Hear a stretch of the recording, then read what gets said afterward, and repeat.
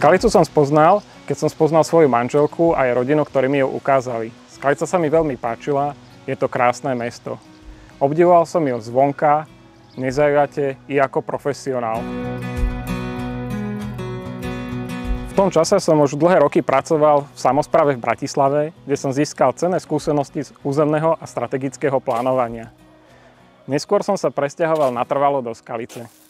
A keď som sa tu udomácnil, začal som vnímať konkrétne projekty a vízie mesta a rozhodol som sa odborne zapojiť.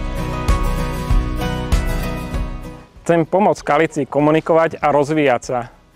Spolu pomôžeme posunúť Skalicu ďalej. Aj preto som spoluzakladateľ občianskeho združenia Skalica je pekné mesto. Aby také navždy ostalo. Pridáte sa?